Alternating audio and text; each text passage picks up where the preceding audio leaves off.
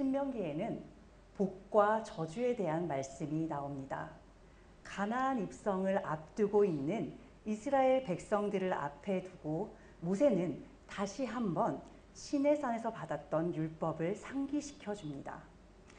하나님 앞에 이 명령을 지켜 행할 것을 가르치고 있는데 그 가운데 11장 26절에는 이런 말이 등장합니다. 오늘 복과 저주를 너희 앞에 둔다라는 말입니다.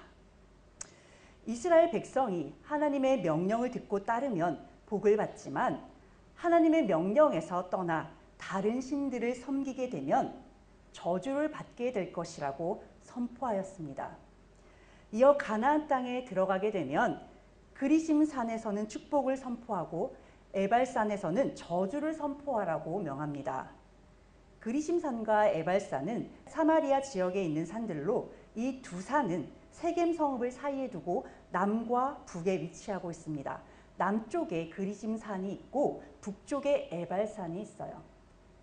신명기 27장에서 모세는 요단강을 건넌 뒤 큰 돌을 하나 가져다가 에발산 위에 세우고 그 위에 석회를 발라 율법의 모든 말씀을 기록하라고 하였습니다. 그리고 이어 다듬지 않은 돌로 하나님 여호와의 제단을 쌓고 그 위에 하나님께 번제를 드리라고 명령합니다. 왜 축복의 산인 그리심산이 아니라 저주의 산인 에발산에 율법의 말씀을 세우고 또 다듬지 않은 돌로 제단을 쌓았는지 알아보겠습니다. 이후 가나안 땅을 정복한 여호수아는 아이성을 정복한 뒤 곧장 에발산으로 달려가 이 명령을 준행하였습니다. 여호수아는 이스라엘 백성의 목전에서 에발산에 그 돌을 세우고 그 돌에 모세가 기록했던 율법을 모두 기록하였습니다. 하나님의 저주를 선포했던 이 에발산의 뜻을 보면 벌거벗은 산이라는 뜻이에요. 이것은 하나님의 저주를 받은 자의 황폐함을 드러내고 있습니다. 그리고 실제로 에발산은 나무가 자라지 않는 민둥산이에요. 앞선 사진에 보면 잘 모르겠지만 그리심산이나 에발산이나 똑같아 보이지만 이렇게 이게 지금 그리심산에서 헬기로 찍은 뷰라고 합니다. 이렇게 보면은 그리심산에는 나무가 풍성한 반면에 에발산에는 나무가 자라지 않는 그 민둥산의 모습을 볼 수 있어요. 굳이 저주가 선포되는 곳에서 율법을 적은 큰 돌을 세우고 다듬지 않은 돌로 제단을 쌓은 이유는 인생의 열매가 없이 우리의 삶이 공허하고 초라해진 그 순간에 하나님의 말씀을 기억하고 살아가야 함을 의미합니다. 또한 인생의 어려움 가운데 꾸미지 말고 자신을 포장하지 말고 하나님 앞에 벌거벗은 채 그대로 수치를 드러내며 나오라는 의미입니다. 우리는 인생의 어려운 순간에 그 문제를 해결해 줄 누군가를 찾느라 마음이 아주 분주해지곤 합니다. 하지만 하나님은 순전한 마음으로 하나님 앞에 나와 예배를 드리고 말씀 앞에 자신을 내려놓고 돌아보기를 원하십니다. 이런 하나님의 마음이 저주의 산인 에발산에 그대로 녹아있는 것입니다. 하나님은 이스라엘 백성을 거룩한 하나님 나라의 백성으로 삼으시기 위해 그들에게 율법을 허락하셨습니다. 율법을 허락하신 이유가 백성들을 올가매고 그들을 괴롭히게 하기 위함이 아니라 그들이 세상과 구별된 자로 하나님 앞에 거룩한 자들로 살아가기를 원하셔서 허락하신 거예요. 축복과 저주의 말씀을 동시에 허락하신 이유는 하나님께서 허락하고 싶은 것, 정말로 주고 싶은 것은 이 축복입니다. 축복만 주고 싶어요. 그래서 이 백성들이, 이 자녀들이 하나님이 주신 이 축복을 그대로 받아 누리기만 했으면 참 좋겠는데 우리 인간들을 보시니까 하나님이 이 세상에 연약한 육을 입고 살아가고 있어요. 그리고 사단의 지배를 받고 있단 말이에요. 그런 우리의 한계를 너무나도 잘 아시기 때문에 제발 이것만은 벗어나지 말아줄래? 라며 경계를 지어주신 것입니다. 이것이 바로 하나님이 우리에게 허락하신 율법이에요. 하나님 앞에 죄가 되기 때문에 절대로 이 선만은 넘지 마! 이렇게 선을 정해주신 것이 바로 율법입니다. 그러므로 이 율법을 기준으로 하나님의 명령을 지켜 행하면 복을 누리며 살아갈 수 있지만 그 말씀을 지키지 못하고 말씀대로 살아내지 못하면 저주를 받게 된다는 것이에요. 그러니까 이거를 잘 분별하여서 저주의 자리로 가지 않기 위해 늘 깨어서 기도하고 경계하라는 것입니다. 그리고 하나님께서 예비하시고 이미 만들어 놓으신 이 안전한 축복의 자리에 영원히 거하라는 것이에요. 여기서 저주라는 말로 쓰인 히브리어의 단어는 아라르라는 단어입니다. 이 단어에는 세 가지 뜻이 있는데 하나는 장애물에 에어싸인 상태라는 뜻입니다. 그리고 두 번째 뜻은 저항할 수 없는 무기력한 상태를 뜻합니다. 그리고 마지막 세 번째는 받은 축복을 온전히 누리지 못하는 상태를 의미합니다. 우리는 일반적으로 저주라는 말을 생각하면 뭘 해도 안 되고 복을 하나도 받지 못한 상태를 저주라고 생각을 해요. 그러나 하나님이 이미 복을 주셨음에도 불구하고 그 복을 온전히 누리지 못하는 그 상태 또한 저주의 상태입니다. 오늘 본문에 등장하는 아람의 장군 나아만은 아람을 위기에서 구원한 큰 용사로 아람 왕의 군대 장관이었습니다. 아람 왕은 나라를 구한 큰 공을 세운 나아만을 아주 귀한 자리에 세웠습니다. 그리고 그를 매우 아끼고 사랑했어요. 그래서 그는 큰 부귀와 권세를 누렸지만 불행하게도 나병에 걸리고 말았습니다. 레위기 13장 45절과 46절 나병 환자는 옷을 찢고 머리를 풀며 윗입술을 가리고 외치기를 부정하다 부정하다 할 것이요 병 있는 날 동안은 늘 부정할 것이라 그가 부정한즉 혼자 살되 진영 밖에서 살지니라. 이스라엘에서 나병에 걸린 사람은 절대로 하나님 앞에 나올 수 없습니다. 하나님의 거룩한 자녀로 택함을 받은 이스라엘 백성들에게 나병은 단순한 의학적인 질병이 아니에요. 그 병은 그들의 거룩함과 관련된 병입니다. 또한 지금은 나병이 치료도 가능하고 완치도 가능한 병입니다. 그러나 이스라엘 민족이 율법을 받던 이 시기에는 불치병이었어요. 실제로 역사를 찾아보면 이 나병, 한센병이라고도 부르는 이 병이 치료제가 발견된 것이 얼마 되지 않았습니다. 역사상으로. 자, 그렇다면 이 시기에 이스라엘 백성들이 볼 때, 사람들이 볼 때 이 나병이라는 병은 오직 하나님만이 치료해 주실 수 있는 병입니다. 그러므로 하나님께서 치료해 주셔야만 살 수 있는 아주 무서운 병이에요. 나병은 이스라엘에서는 아무리 왕이라 할지라도 이 병에 걸리게 되면 죽을 때까지 격리되어야 하는 그런 병입니다. 그러나 나아만 장군은 나병에 걸렸음에도 불구하고 왕의 군대 장관 자리에서 세상의 인정을 받으며 그렇게 호의호식하며 살아가고 있어요. 그만큼 나아만이라는 이 사람이 아람에 꼭 필요한 인재이고 아주 중요한 인물이라는 것을 방증하는 동시에 세상에서는 능력만 있다면 그가 어떤 사람이든 상관없이 그를 환영하고 존경할 수 있다는 것을 보여주기도 합니다.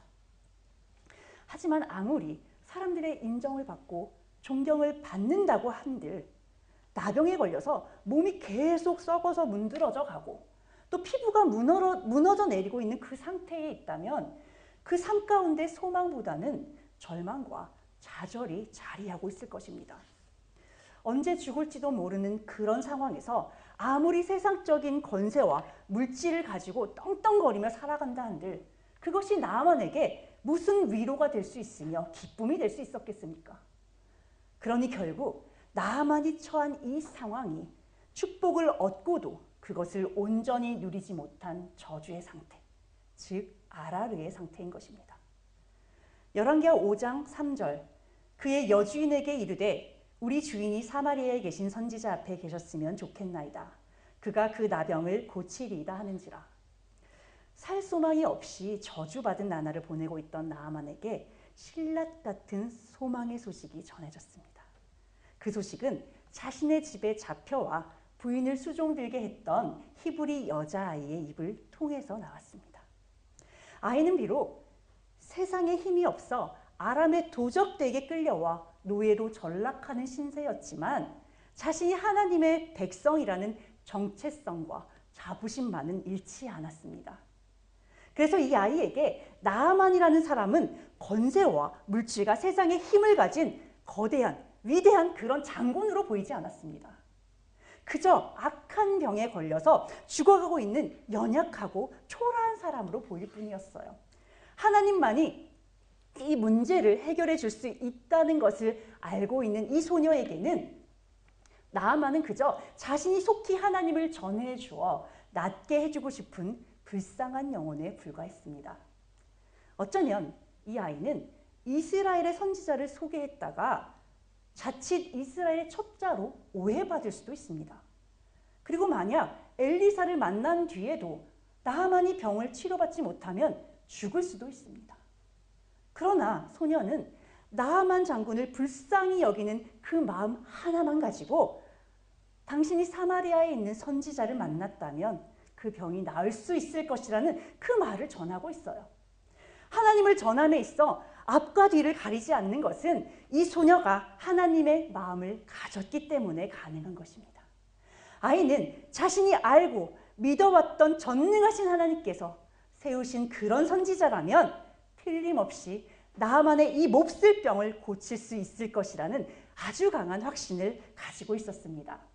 이런 확신은 하나님의 살아계심을 믿기에 가능한 것이에요. 그리고 엘리사가 하나님의 능력으로 수많은 사람들을 살리고 기적을 베풀었던 그 소문을 들어서 그것을 알고 또 믿고 있었기에 가능한 것입니다. 나아만에게 하나님의 사람을 소개하며 살 길이 있음을 전하는 이 아이와 똑같은 처지에 있는 사람들이 바로 우리 성도들입니다. 성도들은 사단이 장악하고 있는 죄의 세상을 향해 하나님께서 세우신 예수 그리스도를 믿어야만 사람들을 죽음으로 이끄는 병인 죄의 문제를 해결할 수 있다고 전해야 합니다. 우리가 그리스도에 대한 확신이 있다면 우리는 나아만 장군과 같은 세상의 권세자에게 얼마든지 복음을 전할 수 있습니다. 아람에 있는 나아만 장군이 속국가도 같은 이스라엘의 저 구석에 자신의 병을 고칠 수 있는 유일한 방법이 있음을 알 수 있었던 것은 소녀의 믿음의 고백이 있었기 때문입니다. 초라하기 짝이 없는 이 작은 소녀를 세워서 세상에 큰 힘을 가진 자에게 하나님의 살아계심과 역사하심을 전하시는 이 하나님의 마음을 알아야만 우리는 하나님을 당당하게 전할 수 있습니다. 하나님의 능력과 뜻이 세상을 향해 선포되는 데 있어 우리의 연약함도 또 세상의 강함도 전혀 문제될 것이 없습니다. 우리는 우리의 형편과 사정에 상관없이 언제 어디서든 상대를 가리지 않고 복음을 전해야 하는 사명을 가지고 있습니다. 부디 이 소녀처럼 우리가 듣고 보고 믿는 바 그 복음을 담대히 전하시기 바랍니다. 포로로 잡혀온 소녀의 말을 들은 나아만은 그 즉시 왕에게로 가서 이 사실을 알리고 은 10달란트와 금 6,000개와 의복 10벌을 가지고 북이스라엘 왕에게로 나갔습니다. 이런 그의 모습을 보면 그가 얼마나 큰 권세와 부귀를 누린 자였는지 알 수 있고 또 그가 얼마나 그 병을 고치기를 원하는 간절한 마음을 가지고 있는지 엿볼 수 있습니다. 그러나 그는 전능하신 하나님의 사람을 만나러 가는 것이 아니에요. 지금 오직 자신의 병을 치료하기 위한 목적 그 하나만을 가지고 이스라엘 왕에게로 향하고 있습니다. 나아만은 병을 고치실 능력이 있는 전지전능하신 하나님보다는 오직 자기 자신에게만 그 관심이 머물러 있는 상태입니다. 하나님의 능력으로 나를 치료해 준다면 그것에 대한 충분한 보상을 하면 그뿐이란 필요에 의해 계산적으로 움직이고 있어요. 이런 나아만의 생각은 지극히 합리적으로 보이지만 지극히 세상적인 생각입니다.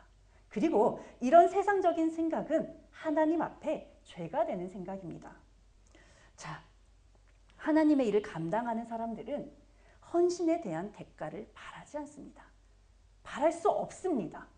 왜? 하나님께서 거저 주신 은사를 거저 나누어 줘야 해요. 그게 이 하나님의 사람들의 은사를 받은 자들의 사명입니다. 그가 바라는 것은 딱 하나밖에 없어요. 그 영혼이 진심으로 하나님을 만나는 것, 그거 하나뿐입니다. 내가 전하는 이 말씀이 참된 진리의 말씀이라는 것을 확인하는 기회의 순간이기 때문에 그 영혼이 하나님 앞으로 돌아오는 그 자체로 전한 자는 아주 큰 위로를 받게 됩니다. 열왕기하 5장 7절. 이스라엘 왕이 그 글을 읽고 자기 옷을 찢으며 이르되 내가 사람을 죽이고 살리는 하나님이냐?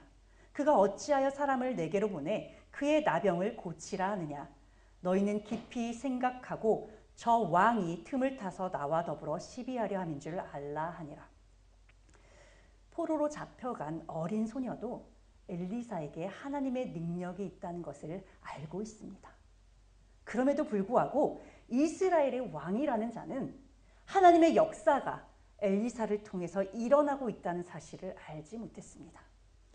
그래서 나아만이 아람 왕의 편지를 들고 찾아왔을 때 그는 좌절하며 자신의 옷을 찢는 것입니다. 신하들에게 자신에게 시비를 걸기 위해 사람을 보낸 아람 왕의 계책에 대해 어떻게 대응할 것인지 방법을 간구하라고 명령하고 있어요.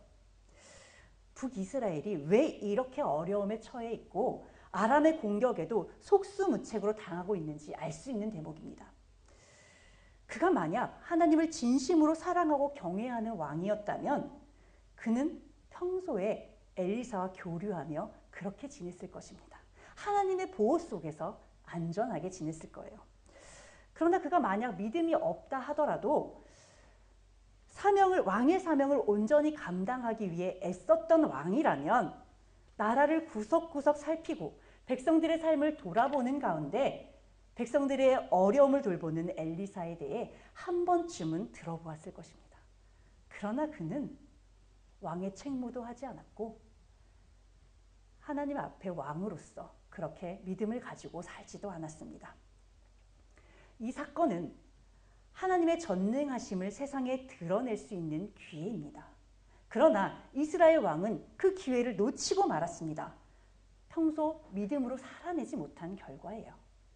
이처럼 하나님께서 언제 우리에게 전할 기회를 주실지 알 수 없기 때문에 우리는 늘 깨어 있어야 하며 말씀으로 무장하고 있어야 합니다. 반면 이 소식을 들은 엘리사는 왕에게 사람을 보내 그 사람을 자기에게 보내라고 말합니다. 그는 이것이 하나님을 세상에 만천하에 드러낼 수 있는 아주 좋은 기회라는 것을 잘 알고 있었기 때문에 미리 준비하고 기다렸던 것입니다. 나아만이 엘리사의 집 문 앞에 섰을 때 엘리사는 직접 나아보지도 않고 사람을 보내 요단강에 가서 몸을 7번 씻으면 그 병이 나을 것이라고 이 말만 전합니다. 선지자의 이런 태도에 나아만은 크게 화가 났어요. 자신이 생각하기에 자신 정도라면 엘리사가 직접 나와 자신의 병든 몸에 손을 얹고 하나님의 이름을 외쳐 부르며 병을 고쳐줄 줄 알았다고 말해요. 너무 재밌죠? 하나님의 이름을 자기한테 이렇게 나름대로 상상을 하면서 온 거예요.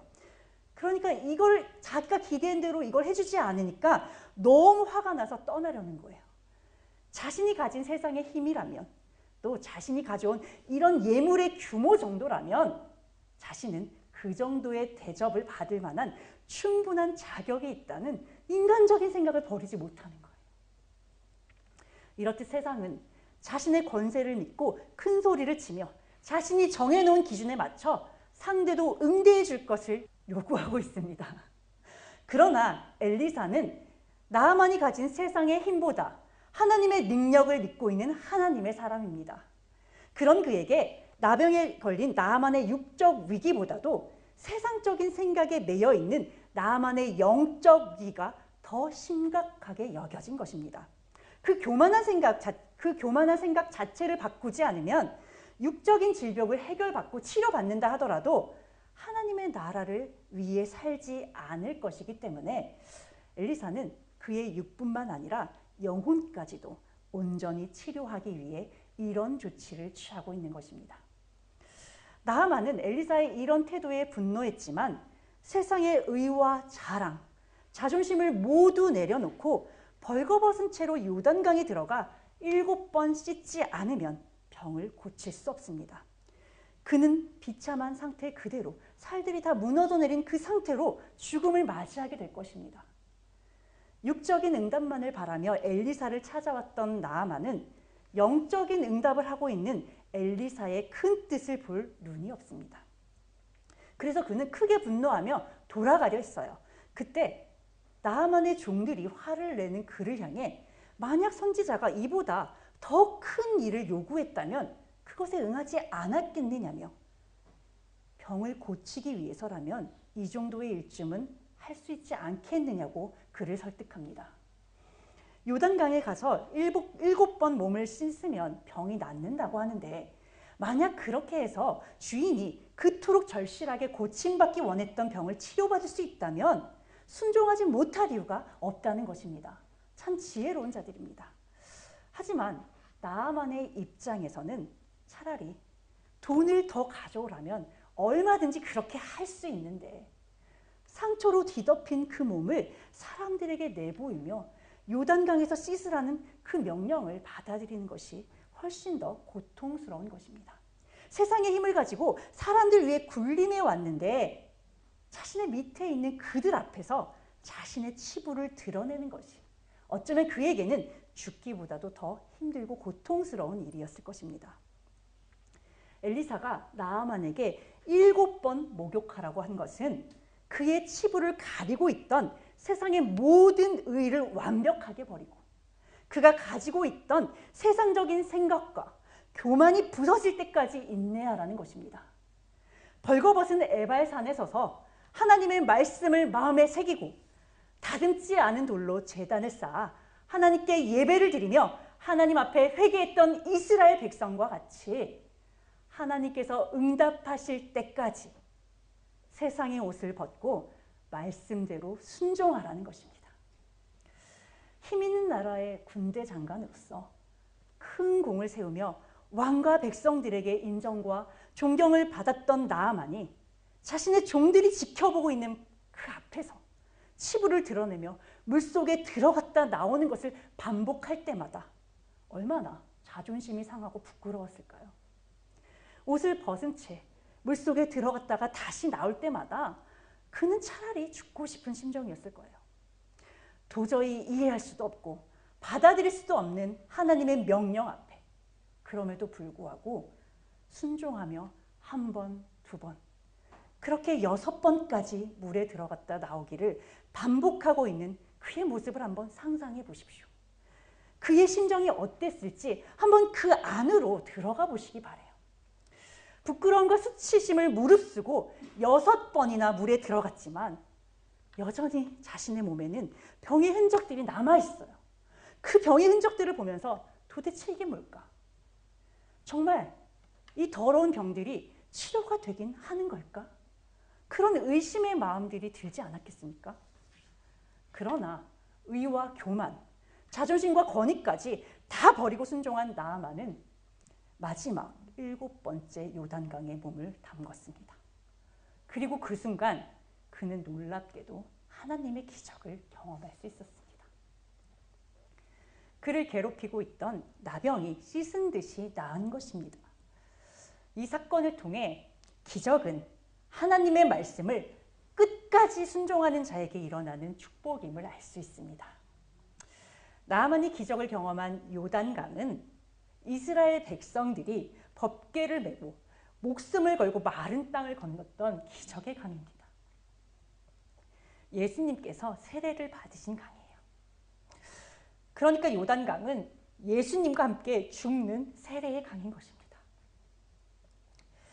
다메섹강 아바나와 바르발이 이스라엘의 모든 강물보다 낫지 않겠느냐며 차라리 그곳에 가서 몸을 씻고 깨끗하게 되겠다는 나아만의 생각은 완전히 잘못된 생각입니다. 그가 고침을 받고 살 수 있는 유일한 길은 바로 예수 그리스도와 함께 죽는 자리로 나오는 것뿐이었습니다.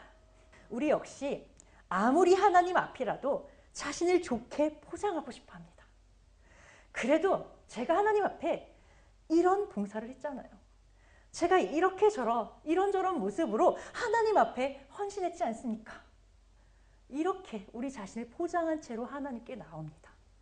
그러나 하나님께 응답받기를 원하신다면 자신의 가장 연약한 부분을 하나님 앞에 드러내셔야 합니다.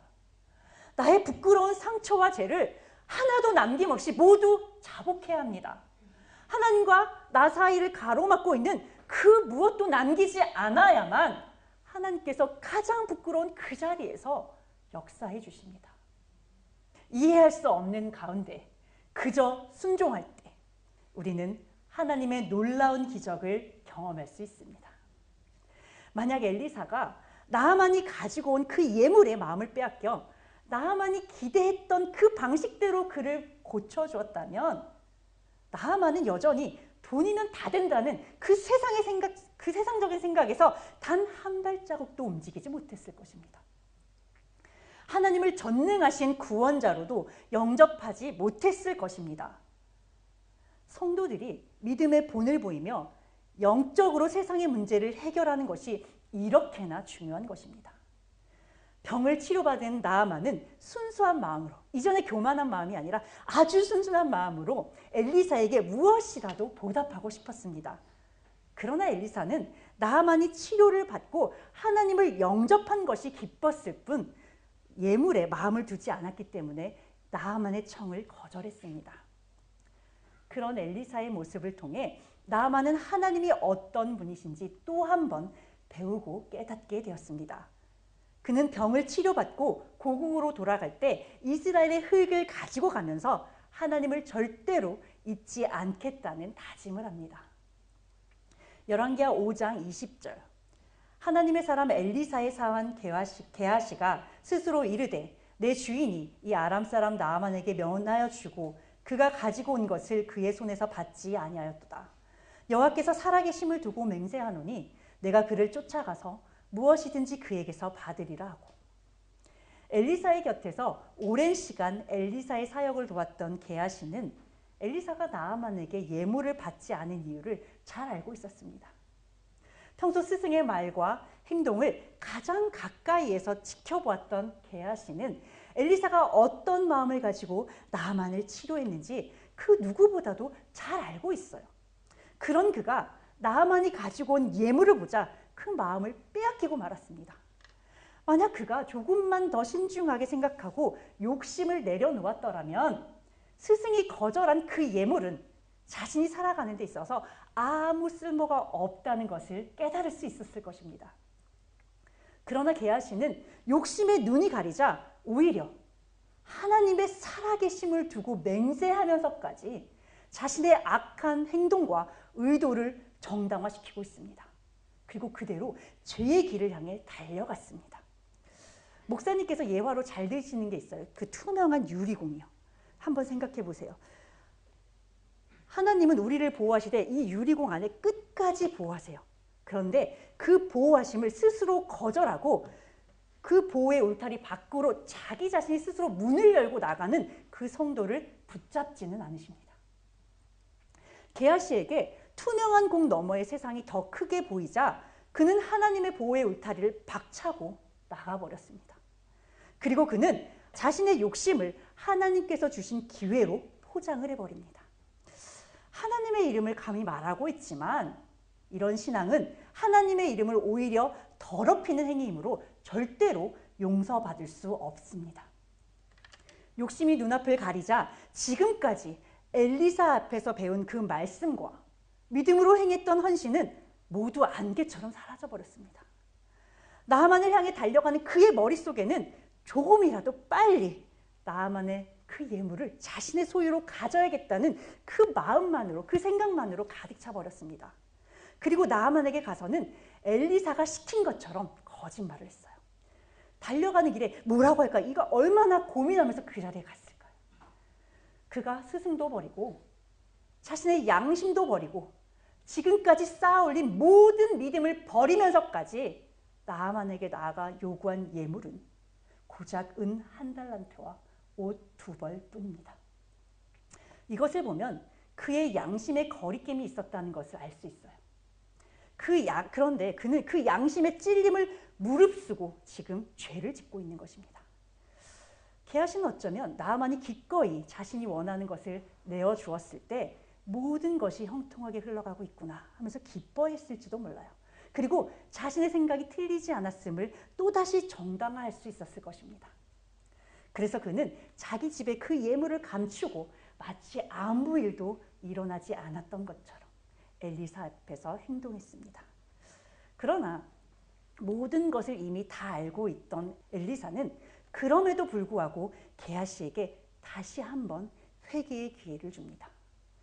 게하시가 자신의 죄를 솔직하게 말하기만 한다면 얼마든지 그가 돌이킬 기회가 있음을 알기 때문에 제발 솔직하게 대답해 주길 바라면서 네가 어디에서 오느냐라고 묻습니다. 그러나 게하시는 스승의 눈을 똑바로 보면서 아무 데도 가지 않았습니다. 뻔뻔하게 거짓말을 합니다. 엘리사 곁에서 오랫동안 함께 지내면서 엘리사가 어떤 능력을 가진 사람인지 누구보다도 잘 알고 있는 사람이 게하시 아닙니까? 그런데 그런 그가 그 위대한 스승을 속일 수 있다고 생각하고 감히 그의 눈을 똑바로 쳐다보면서 거짓말을 한다는 것이 너무나도 놀랍습니다. 이것이 세상의 욕심에 눈이 가려진 사람들이 저지르는 가장 흔하고 가장 큰 실수입니다. 하나님은 성도의 죄를 그냥 두지 않으시고 낱낱이 밝히는 분이시라는 것을 말씀을 통해서 늘 배우고 있습니다. 그런데도 나의 이 죄만은 드러나지 않을 것이라 생각하고 죄를 짓습니다. 엘리사가 기회를 주었음에도 불구하고 거짓말을 한 게하시는 그 대가로 나아만에게서 고침을 받은 그 병에 걸리고 말았습니다. 하나님의 은혜를 벗어난 자들의 최후는 결국 영원한 사망뿐입니다. 하나님의 은혜를 경험하고도 결국 세상을 택한 게하시는 사단이 지배하는 어두운 세상에서 슬피 울며 이를 가는 고통을 당할 것입니다. 지금 이 말씀을 들으시면서 난 그래도 물질에 대한 욕심은 없으니까 다행이다 라는 생각을 하고 계십니까? 혹시라도? 게하시가 탐했던 세상의 욕심을 단순히 물질에 국한해서 생각하시면 절대 안 됩니다. 우리 성도들이 탐하여 붙들고자 하는 세상의 모든 욕망들로 이것을 보셔야 해요. 그것은 내가 내 목숨보다도 아끼고 사랑하는 내 자녀일 수도 있습니다. 내가 그토록 바라고 쌓아올리길 원하는 명예일 수도 있고 세상의 힘일 수도 있습니다. 내가 쌓아올리느라 너무나도 애썼던 학식일 수도 있습니다. 그리고 내가 은밀한 중에 행하는 정욕일 수도 있습니다. 거듭 말씀드리지만 말씀이 선포될 때 그래도 난 이 정도는 아니니까 괜찮지. 이런 생각이랑은 그냥 접어두시기 바래요. 선포되는 말씀을 거울 삼아 나는 하나님 앞에 바늘끝만한 더러운 생각을 갖고 있지는 않았는지, 그런 마음을 품고 죄를 지으며 살고 있지는 않았는지 돌아보시길 바랍니다. 자신의 죄를 돌아보고 경계하며 주의하는 사람만이 하나님께서 주시는 회개의 기회를 붙들 수 있습니다. 죄의 자리에서 돌이켜 의의 자리로 나아갈 수 있으며 영원한 사망에서 영원한 생명으로 돌이킬 수 있습니다. 죄가 드러나는 것이 부끄러워서 그것을 거짓으로 덮게 되면 그 자체로 하나님 앞에는 짐짓 짓는 죄가 됩니다. 이 짐짓 짓는 죄는 용서받을 수 없는 죄입니다. 그러므로 겸손하게 회개하는 심령으로 나아만처럼 부끄럽더라도 욕심과 교만과 고집의 옷을 벗고 생명의 물이신 예수 그리스도에게로 뛰어들어가기를 주저하지 마십시오. 자, 하나님의 축복을 받는 비결을 알려드렸습니다. 기억하시나요? 언제 들었지? 이러시면 안 돼요. 죽으면 죽으리라는 믿음으로 세상의 옷을 벗고 하나님께서 응답하실 때까지, 내가 정한 때가 아니에요. 하나님께서 정하신 때까지 인내하고 순종하신다면 하나님께서 영광의 자리로 여러분들을 인도하실 것입니다. 이방인이자 적국의 장군이었던 나아만은 기회를 얻었습니다. 그런데 엘리사 곁에서 숱한 고통을 함께 겪고 기적을 함께 경험했던 게하시는 그만 기회를 잃어버리고 말았습니다. 나아만과 같은 인생을 살 것이냐, 게하시와 같은 인생을 살 것이냐, 축복이냐 저주냐, 그 선택이 여러분의 손에 달려 있습니다. 엘리사 곁에 있는 그 자체가 하나님께서 허락하신 감당치 못할 축복임을 알았다면 게하시는 그런 어리석은 선택을 하지 않았을 것입니다. 예수 그리스도의 십자가의 보혈, 그로 인한 구원이 하나님께서 이미 우리에게 허락하신 감당치 못할 축복임을 믿으십니까? 하나님의 말씀을 모두 믿으신다면 이것이 하나님께서 우리에게 허락하신 세상이 감당할 수 없는 놀라운 축복이라는 것을 믿으셔야 합니다. 지금 여러분 눈앞에 고난조차도 하나님께서 주시는 감당치 못할 축복으로 받으실 때, 이해할 수 없는 명령에 순종으로 응답하실 때 하나님의 놀라운 기적이 삶 속에 가득하시기를 축복합니다. 기도하고 마치겠습니다. 살아서 역사하시는 하나님 아버지, 오늘 저희 앞에 두신 축복과 저주를 봅니다. 저희들은 지금까지 배운 말씀을 통해 하나님께서 주시고자 하는 축복의 길이 어느 쪽인지 너무나도 잘 알고 있습니다.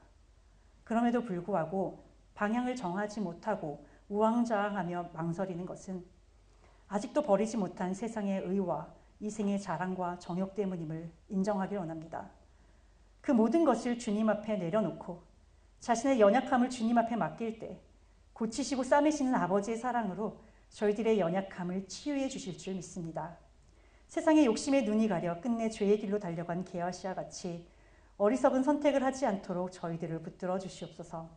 악한 데 미련하고 선한 데 지혜로운 자가 되어 주님께서 주시기를 원하는 그 축복을 온전히 받아 누리는 자로 살게 하여 주시옵소서. 주님께서 허락하신 그 축복이 족한 줄로 알고 그저 감사하며 자족하며 맡기신 사명을 최선을 다해 감당해낼 때 이미 감당할 수 없는 하늘의 복이 임한 자로 그 축복을 누리며 살아가길 소망하며 예수 그리스도의 이름으로 기도드립니다. 아멘.